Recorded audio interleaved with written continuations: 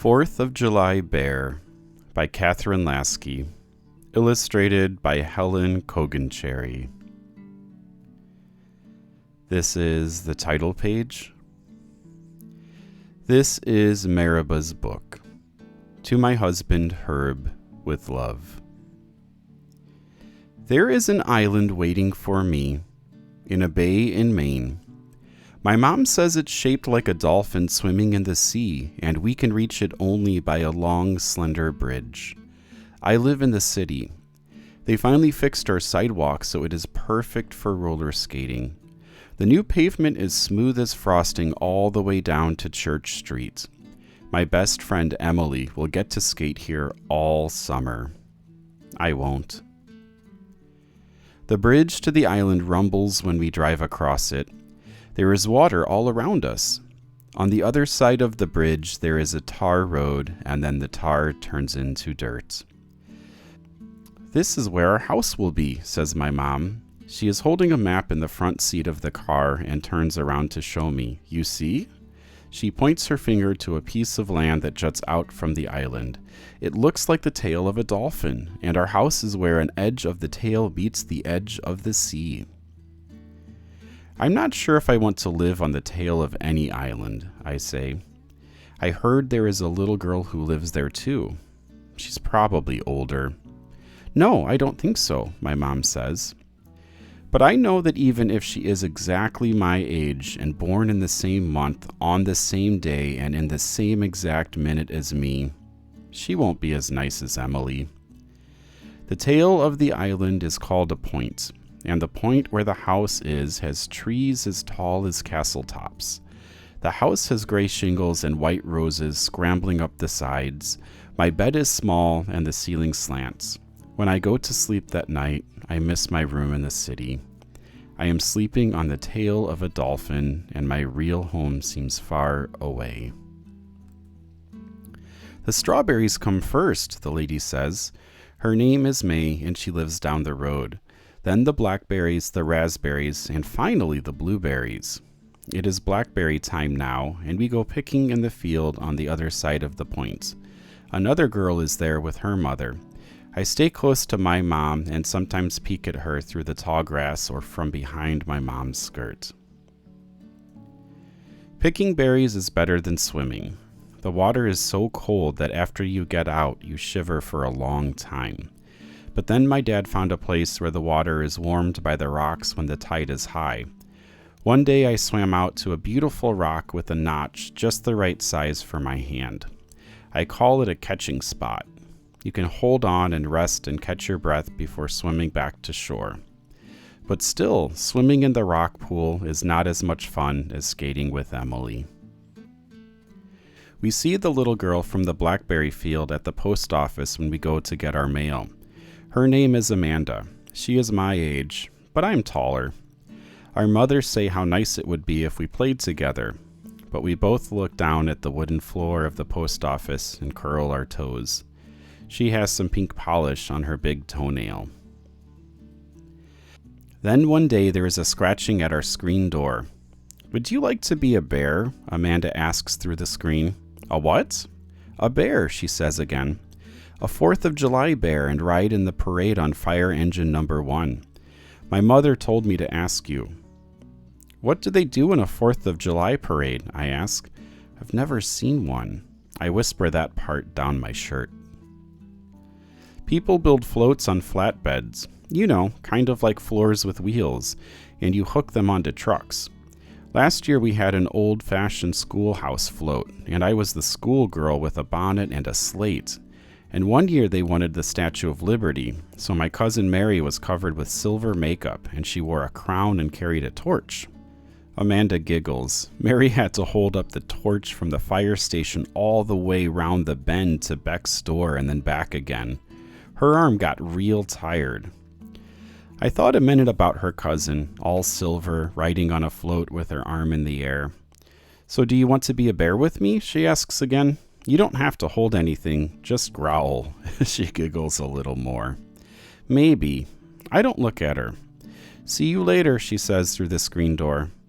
My dad has come up behind me. That sounds like fun, Becca. Becca Bear. Oh, hi, Daddy. I just wish Emily could be the other bear, but I don't say so.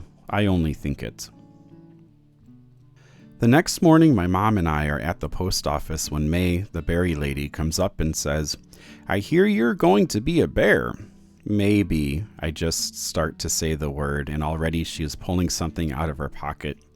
It's a tape measure. "I am the chief bear suit maker on the island," she says. She measures me right there in front of the post office, writing down the numbers on a little piece of paper. Neck to ankle, 38 inches. Shoulder to wrist, 16 inches. Width across back, 11 inches.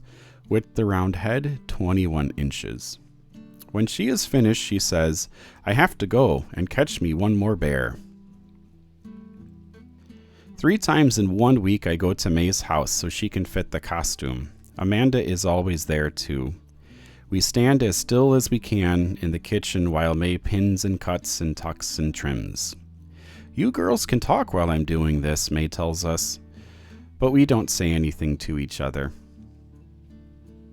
Each time she finishes, May gives us both a cookie. We eat them slowly as we walk back to the point, hoping to make the cookies last until we get home.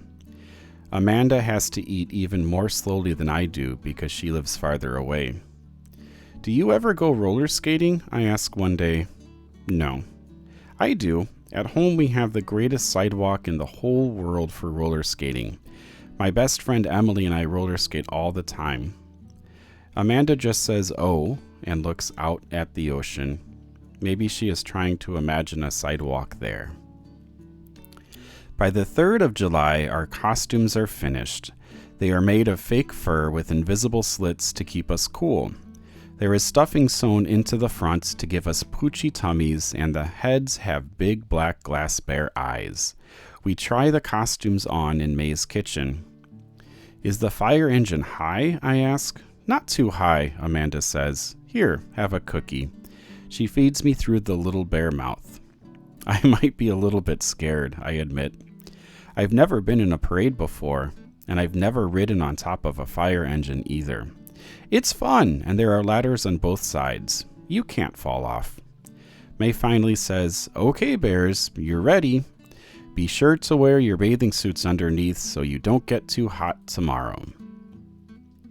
But the next day isn't very hot at all. The wind blows off the ocean, bringing fog. There is fog in our fur and mist in our whiskers. The fire engine looks gigantic. "This fog will burn off," Fire Chief Haskell says. First, he lifts me up onto the engine, and then Amanda. "Here are your cubs, Smokey." Smokey is Mr. Eaton, and he seems as tall as a tree in his Smokey Bear costume. He stands between us, and we each grip a ladder with our paws. Fire engine number 1 is third in the parade. Just in front is a bunch of kids dressed up like firecrackers. They are wearing painted cardboard boxes and have pinwheels and pipe cleaners and tin foil whirligig thingamajigs sticking out of their hair. The whistle blows, the band starts to play, and the parade begins to move down the hill toward the harbor. Amanda gives a little growl, and then so do I.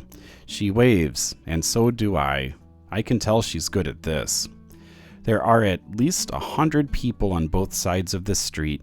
They cheer, and in the harbor, boats toot their horns. The parade goes past the fire station and then the school. By the time it gets to the post office, Amanda and I are really good at waving with our paws. Our moms and dads walk alongside the fire engine for a while until we growl them away. May is standing at the big bend in the road, and right through the tuba's boom we growl, "May!" We growl at Pete Hardy, the carpenter who fixed our back door, and at Bobby Williams, the lobster fisherman. And when the parade crosses the causeway over the mill pond, we get a good look at the very front of the parade, where the Grand Marshal and his wife ride in a car with the top down. Mrs. Grand Marshal is very large. She wears a dress covered with hundreds of daisies. Amanda says she looks like Prouty Point, a place near the Dolphin's Head that blows all July with daisies and in August with Queen Anne's lace. Chief Haskell is right. The fog does burn off, and by the time the parade is finished, it is hot. My dad buys us ice cream cones, and I drip a little on my fur. I am so hot and sticky, I can't think of anything except swimming. I remember the rock pool and the catching spot. Do bears swim? I ask Amanda. They must. Let's get our parents to take us to the rock pool.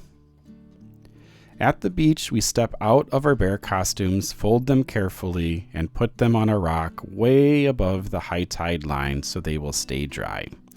Want to know how I always jump into the water? I say to Amanda. How? Watch. 1, 2, 3. Rebecca Grace Albright. And I fly off the rock. I'm not a bear anymore. I'm me. And then Amanda does the same. The cold water slides over our skin.